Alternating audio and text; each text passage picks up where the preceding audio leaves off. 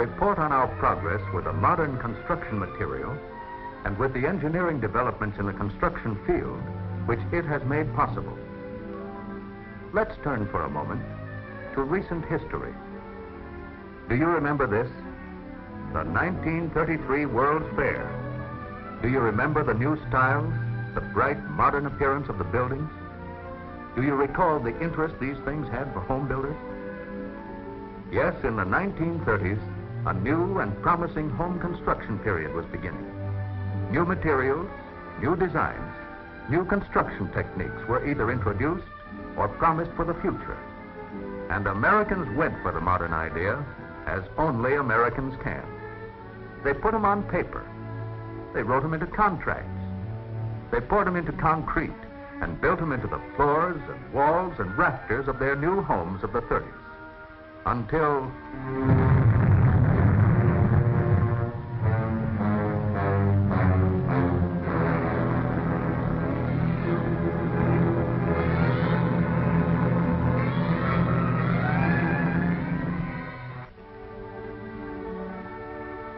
Today, however, Americans look forward to our return to peaceful things. Today, our plans, our hopes are becoming real again. Our men and women are looking homeward.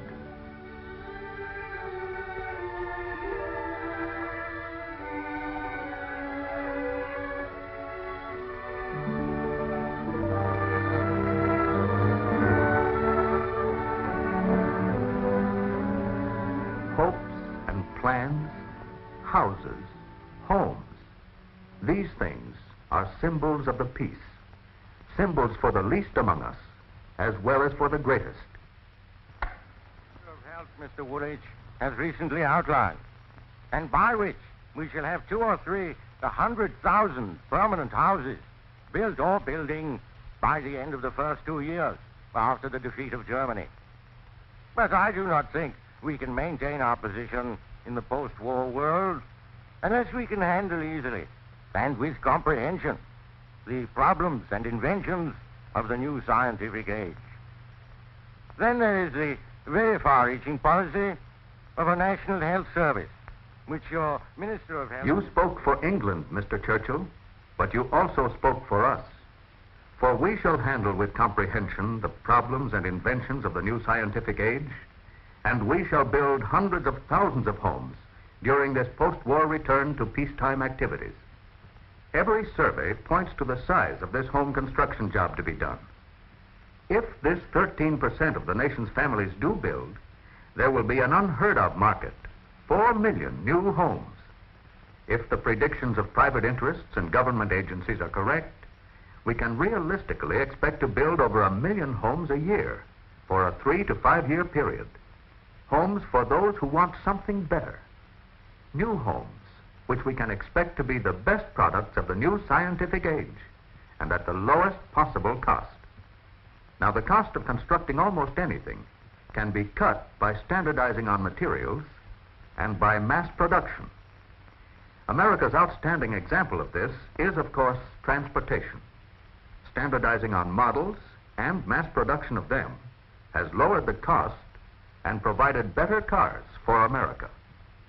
Likewise, improved building materials, standardization of these materials, and mass production of them can make possible better homes at lower costs for post-war American home builders. In fact, it is already being done by private enterprise and by Uncle Sam.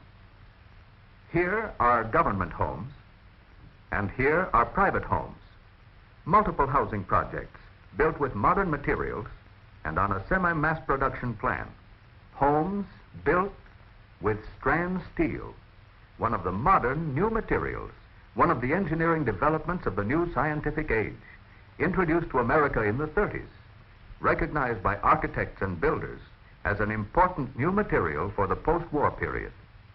Yes, here are lightweight alloy steel framing sections designed for use as studs, joists, and channel plates in the homes of tomorrow. Heavily coated with a special red paint, these strand steel sections resist rust and when properly combined with other materials, give a completely fire-resistant structure. Here, for instance, is a joist section with all the benefits of steel, plus the advantages but none of the disadvantages of wood. For instance, the patented nailing groove. Any standard collateral material can be attached to it with a hammer and nails. As the nail enters the groove, it is bent and held tightly between two steel jaws. The nail is held with a grip that averages 25% stronger than wood. Each type of framing section can be quickly and easily anchored to other parts of the frame by means of special attachment holes. Short, thick sheet metal screws are used to make the attachment secure. Only 2 are required at each connection, an important reason why use of this modern material cuts labor time spent in erecting the frame. Once in place, the structure keeps its shape. The distortions that occur from expansion and warping of wood are unknown with a steel frame. If last-minute changes are to be made on the job, this material can be cut with a power saw in the same way as wood. Light in weight, easy to handle, with a variety of available lengths and gauges. All strand steel framing sections are designed to fit the modular planning program of the Producers' Council. All the sizes conform to the standard 4-inch module, permitting architects and draftsmen to use the 4-inch grid method for reference in planning and in establishing dimensions in drawings. Here at last, then, is a truly mass-produced, standardized construction material available in single pieces or in volume from one of the largest plants in America, making light steel framing.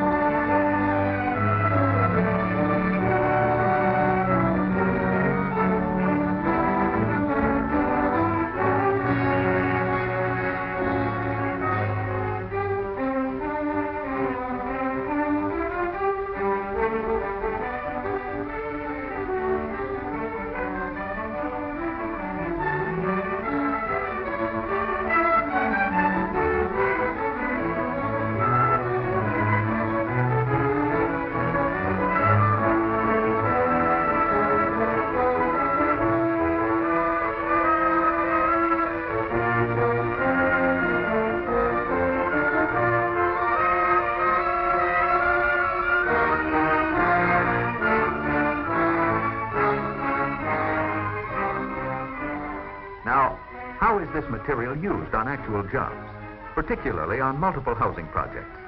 What are the erecting techniques that work best with strand steel? Let's get our answer from a contractor like this one, a builder with broad practical experience in the field of multiple home construction. How do you do? I'll be glad to tell you what we know and show you some of our methods. Now, we've been using this strand steel right along, pretty largely on jobs where we're putting up a number of dwellings in one area.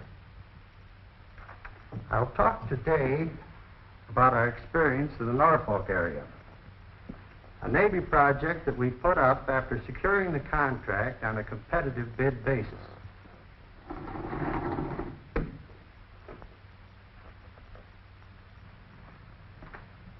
We made some movies of the project as we went along, and that's what I'm going to show you. These are our own homemade movies, so to speak. But some of the shots came out pretty good. At least they'll give you an idea of what you can do with strand steel on the job.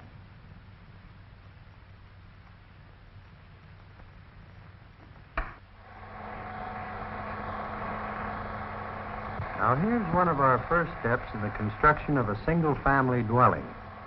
These are the forms for the concrete foundation. Central heating and laundry facilities for the community eliminated the need for basements, although each home could have had one. The laying of the concrete floor was a matter of pouring and leveling. This made possible all of the advantages and economies of ground-level concrete flooring. Bolts were set in the foundation offset. This gave us a very rigid attachment of the unit framework. And notice that the offset has been waterproofed. Strand steel channels are quickly and easily bolted onto the concrete foundation at the offsets. Here's where we started to save labor time on the job. Labor for this type of work is easier to get, and the structure goes together much faster. Studs and members were brought from stockpiles already cut to size. They were laid out on the concrete floor. You see, we standardized on most of our dimensions, so we did only a minimum of sawing on the job. However, this shows you how we cut some of the pieces. The various pieces were simply screwed together to form the wall framework. Now, here again we save labor time by using a simpler and yet far stronger type of frame. Here's the window frame being attached to the strand steel studs before erection. Very easy to do, and it makes a tight fit. Up she goes. You can see how easily the main sections of the assembled frame can be handled. The second gable end wall is erected and temporarily braced. Now the rear wall is easily raised into place. You don't need a lot of labor to handle this frame, which is one of the reasons why we were able to underbid on this job. Easy does it, and the four walls are standing. This is a typical framework, fire-resistant, economical in erection, stronger by far than wood construction we might have used. We secured the wall studs to the channel plates with self-tapping screws. That's all we used, and we did it fast. Here's a jig table we used to assemble the roof trusses. The important thing here is that using strand steel, we could get the economies of site prefabrication from mass-produced parts by assembling the units from stockpile of pre-cut members. This shows you how the truss ends were dogged together for welding. Welding the entire truss was a matter only of minutes. Welding was not necessary, but here the size of the job made it economical. We could have bolted these roof trusses together just as well, but we were able to simplify our labor operations better this way. Now notice how the joints were cleaned and painted. Here's a finished truss, and there it goes into place in the framework of the house. 3 men are all you need to lift it. The wooden brace across the top is a temporary support. There goes the second truss. And the third truss is fitted into place. The trusses were screwed to the channel plates. And there's your roof framework, strong and rigid and fireproof. Each truss has nailable surfaces on both top and bottom. The insulating sheathing was nailed directly onto the strand steel wall studs. Incidentally, you can use any collateral material you want. Here the roof boards and roofing are going on over the framework.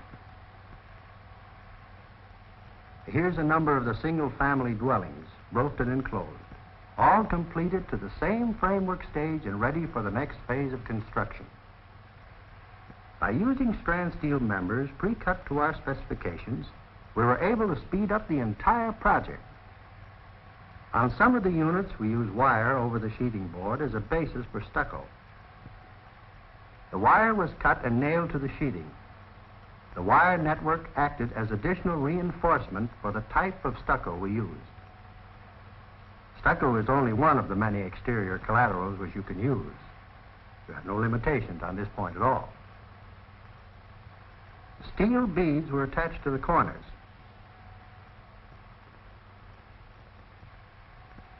One of the greatest time savers was our system for applying stucco. We blew it onto the walls. Of course, the windows were protected while the stucco was being applied. A little touching up on the corners and edges, and the plasterer's work on the exterior was done. Here's the stucco drying on a lot of the units. Now we have some shots of the multiple dwellings. Here, the first floor wall frames have been erected on concrete foundation. Here, we're attaching the second floor joists to the supporting framework. All you need is a screwdriver. Here's a shot of the completed strand steel frameworks on the multiple dwellings. The roofing job is being started. Here you see sheets of corrugated steel being cut to size. We use these steel sheets as a base for our second-story concrete floors. Here's another shot of the entire development under roof. While we were getting the frames up, the electrical wiring and conduit for the entire project was fabricated on the site by a standardized production system. The wiring was installed in each unit through the holes which are punched in all strand steel frame members. You don't have to do a lot of cutting to bring it in at the right place. The same system is used with the plumbing. Now, these men are making up stockpiles of pre-fitted sections. Now here siding is being nailed to the sheathing on one unit. The architects were not cramped at all in their exterior designs for these homes. Work continued on the exteriors and interiors at the same time. An endless conveyor carried concrete to the second story where the floor was poured, and at the same time the glaziers took care of their end of the job. So by getting our frames up fast, we were able to keep all the trades at work right from the start. They didn't have to wait for each other a great deal. That's a room-sized composition wallboard. We nailed this material to the strand steel studs to finish the interior. Not all of the multiple family dwellings were clapboard finished. Here the spray method is being used again to complete a stucco unit. And as the construction of the various units progressed, concrete roads were laid down throughout the development. Here's the same street a few weeks later, a small community of comfortable, modern, low-cost dwellings. So there was nothing jerry-built about these homes. The strength of the steel frames and the quality of the materials we placed on the frames put these dwellings entirely out of the class of temporary housing. And yet, the cost to the Navy of erecting these buildings was the lowest cost per unit of any similar housing project at that time.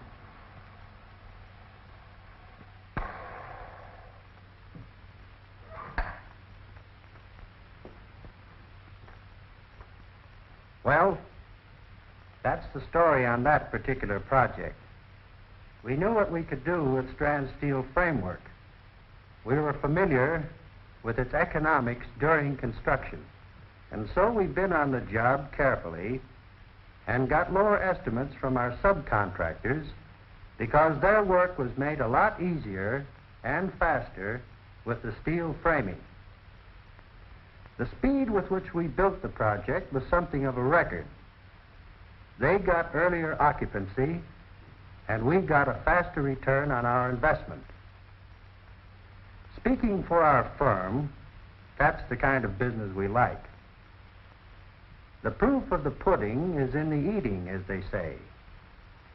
And that particular kind of pudding tastes right nice to us. Yes, and the proof of a dwelling lies in the pleasure of those who dwell in it. Here are more homes, for instance, constructed with these same modern materials and methods. Homes where durability and lasting attractiveness are in great part a product of the strength and rigidity of their frames. Homes that are the best products of the new scientific post-war age. Homes that are clean and modern, designed in whatever style is the owner's choice, with individual personality and charm. Homes that are safe and comfortable, protected against fire and storms and pests. Homes whose walls are solid and straight, whose plaster stays hard and smooth, free of cracks as the home grows old. Windows that fit snug, and doors that swing true. Homes that are the finest that can be had for the means and the mode of life of those who love, hope, sleep, work, eat, yes, live in them tomorrow.